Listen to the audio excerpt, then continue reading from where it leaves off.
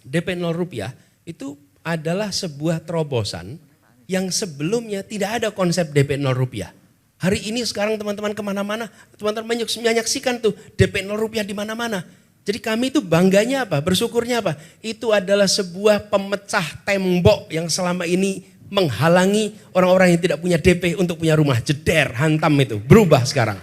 Sekarang private sector pun membuat program DP 0 rupiah. Nah,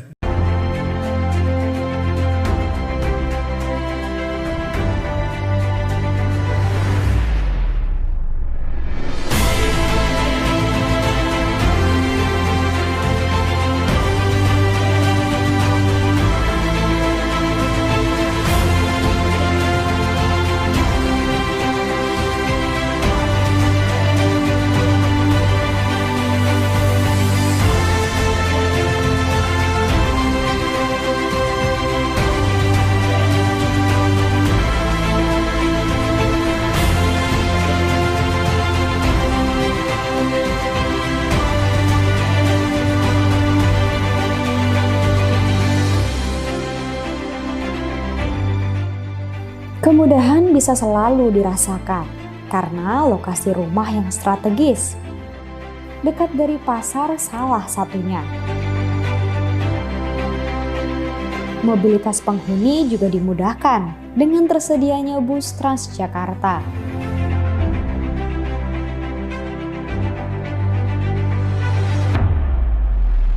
Selesainya proses pembangunan menandai satu janji telah ditunaikan.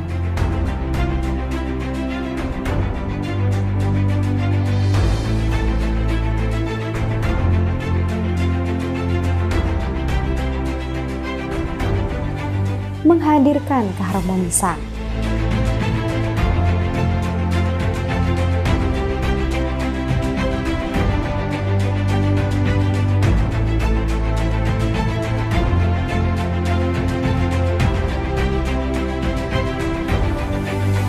Janji yang terbukti mampu menjadi tempat berlabuh. Menarik senyum bahagia, meningkatkan kualitas hidup warga Jakarta.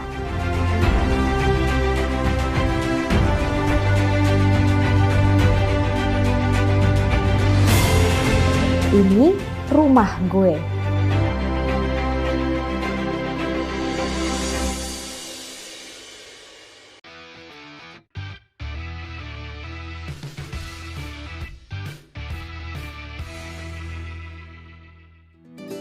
Kini 731 unit dari total 780 unit sudah terjual di Menara Samawa ini.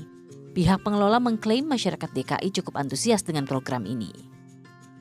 Antusiasmenya antusias karena memang jarang sekali ya developer ataupun yang menjual dengan DP 0 rupiah. 0 rupiah loh, bukan 0%, 0 rupiah.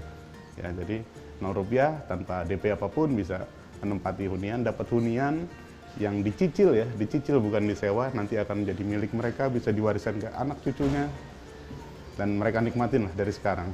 Gitu. Masyarakat yang ingin mencari info lebih lanjut tentang DP 0 rupiah bisa melalui kanal-kanal program ya, ada juga aplikasinya sudah ada di Play Store. Program ke depan yang kita sedang garap bersama warga ya, kita sedang menuju pembentukan P3SRS ya, Perhimpunan Pemilik Satuan Rumah Susun, ya, Perhimpunan Pemilik dan Penghuni Satuan Rumah Susun P3SRS, seperti itu. Jadi ini lagi sedang kita kerjakan bersama-sama, dibantu juga oleh Dinas Perumahan tentunya sebagai mediator dan memang penyelenggaranya dari Dinas Perumahan. Berbagai fasilitas dan aktivitas untuk penghuni Rusunami juga tersedia, seperti kelompok tani urban farming, area kelompok peternak ikan, dan masih banyak lagi. Dengan fasilitas yang disediakan, selain harus membayar cicilan per bulan, penghuni Rusunami juga harus membayar biaya pemeliharaan, mulai dari Rp250.000 hingga Rp350.000, disesuaikan dengan tipe unit yang dimiliki. Tinggal di sini tahun 2020. Memang sungguh sangat dekat ya. Satu, pertama transportasi yang ada di depan itu sangat memudahkan untuk jalur naik busway ya. Ada Jaklingko juga di sini ya, mudahan satu. Kedua, Untuk penghuni yang ada di sini juga bagi anak-anak ini bisa bersekolah yang dekat, dan tempat ibadah masjid pun dekat di sini, tidak begitu jauh. Pasar pun juga tidak jauh, dan rumah sakit itu dekat sekali.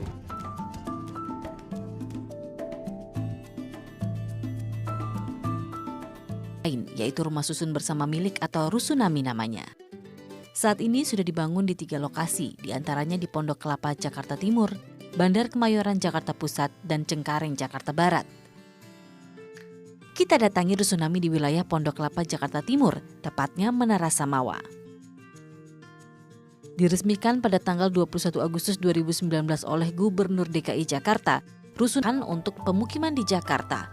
Rusunami seperti ini menjadi solusi agar warga berpenghasilan rendah tetap dapat memiliki hunian yang layak. Sangat sesuai, memang sangat sesuai. Cuman memang untuk penduduk Jakarta ya. Jadi mau nggak mau ya mensiasati ya seperti ini untuk rumah ke atas. Jadi DP 0 rupiah ini untuk warga Jakarta khususnya itu sangat membantu. Ya, yang tadinya tidak punya atau tadinya mengontrak, jadi tidak punya tempat tinggal di sini sangat membantu sekali. Saya rasa ini dulu bagus, paling bagus ini program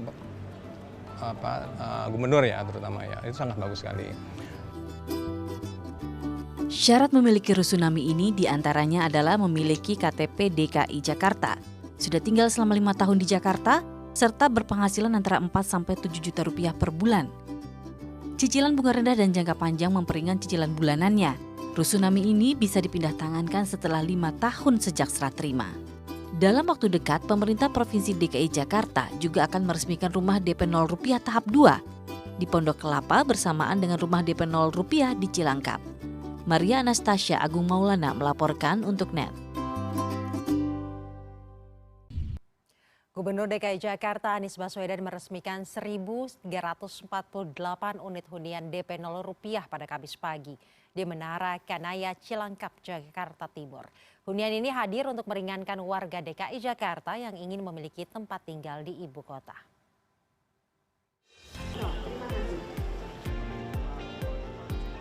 Sebanyak 1.348 unit hunian semi apartemen siap ditempati oleh warga yang memiliki KTP DKI Jakarta.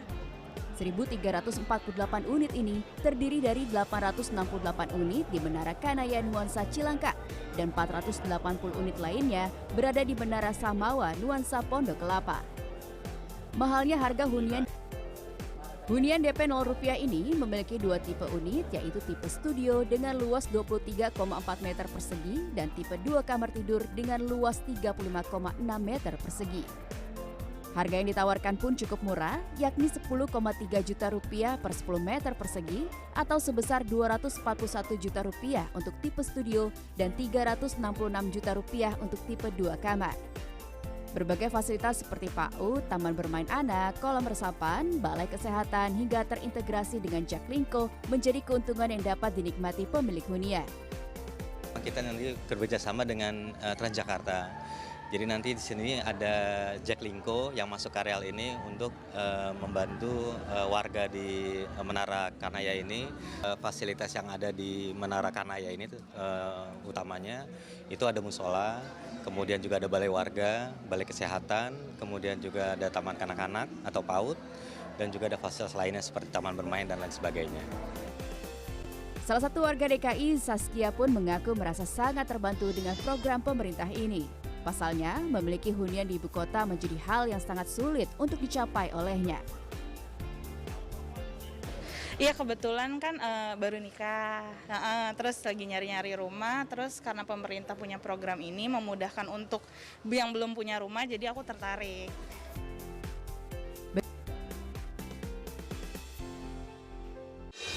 Sebuah pagi yang berbahagia. Saya senang sekali barusan mendengar cerita keluarga yang sudah senyatanya tinggal di rumah namanya Samawa, proyek pertama DP 0 rupiah, mengilustrasikan bahwa memang sebelumnya ngontrak nilainya 1 juta, lalu ikut program ini bayarnya 1,3, tetapi hak milik, sehingga dia punya rasa tenang jangka panjang. Hari ini yang sedang diresmikan adalah 1.348 unit rumah di dalam proyek DP 0 rupiah yang akan segera dipasarkan. Perlu kami garis bawahi di sini bahwa ini adalah menyasar kelompok masyarakat yang berpenghasilan di atas UMP, UMP-nya 4,6 sampai dengan berpenghasilan 14,8. Ini adalah juta per bulan. Ini adalah segmen masyarakat yang memiliki kemampuan untuk membayar cicilan, tetapi mereka kesulitan untuk menabung untuk membayar down payment. Nah, kelompok ini yang kemudian terlayani. Bagi mereka yang di bawah UMP disiapkannya dengan program Rusunawa. Bagi mereka yang di atas 15 juta per bulan, pasar sudah bisa melayani karena ada penjualan apartemen-apartemen dan lain-lain, itu sudah dilayani lewat market. Saat ini saya sedang berada di Taman Bermain Anak yang merupakan salah satu fasilitas yang terdapat di Menara Samawa, Nuansa Pondok Kelapa, Jakarta Timur, yang mana merupakan salah satu program rumah DP 0% yang digagas oleh Gubernur DKI Jakarta Anies Baswedan. Selain fasilitas Taman Bermain Anak, di sini sejumlah fasilitas juga sudah mulai ada, yaitu untuk fasilitas umum, aula pertemuan warga, dan juga tempat ibadah yang dapat digunakan warga untuk beraktivitas sehari-hari. Kebetulan saya memang ngikutin program Pak Anies terus kan. Saya berminat banget nih program DP 0%. Kebetulan waktu itu masih ada di Pondok Kelapa. Kebetulan saya berminatnya itu untuk 2 bedroom. Nah, di sana udah habis, makanya saya baru tahu nih ada di sini, makanya saya langsung ngejar ke sini. Nah, setelah dilihat gimana kondisinya? Oh, sangat ini ya. Bagus banget sih menurut saya. Sangat layak untuk ini. Ini untuk daftar belum? Saya udah daftar tadi, karena saya baru dikasih tahu untuk aplikasinya. Sebelumnya saya dikasih webnya, ternyata itu untuk peminatan, dan saya baru dikasih aplikasinya hari ini. Saya udah daftar aja. Rencana bakal tinggal sama siapa aja Mas di sini? Sama istri aja. Sama berdua. Iya. Berdua. Cocok ya Mas untuk berdua ya? Keluarga. Nah, ini DP 0% apa? Meringankan atau gimana? Oh, sangat meringankan. Sangat meringankan. Oke, terus ini aja sih. Semoga kedepannya sih lebih banyak lagi yang program-program Pak Anies seperti ini. Sebelumnya di hunian sebelumnya ngontrak atau gimana Mas? Saya sebelumnya ngontrak. Ngontrak harga berapa tuh Mas kalau boleh tahu? 1.500.000. 1.500.000. Oke, Mas izin Mas kerja di mana Mas kalau boleh tahu? Saya IT helpdesk di Metrodata. Metrodata. Oke. Sip. Anak berapa Mas? Saya belum dikasih. Belum. Ini hunian kan DP 0. Bulanannya berapa Mas? Tadi aku udah ngeliat bulanannya kalau untuk ngambil 20 tahun itu sekitar 1,6 sampai 2,4 tergantung tipe. Kalau yang ini tadi saya tanya sekitar 1,6. Terjangkau ya? Iya, sangat terjangkau sih. Tinggal nambah 100.000 dari biaya kontrakan saya udah punya rumah sendiri, berarti seperti itu. Tadi waktu ketemu Pak Anies ngobrolin apa aja Mas? Ada nggak Mas yang pesan dari Pak Anies buat Mas? Semoga betah aja kata Pak Anies. Semoga bisa tinggal di sini. Oke.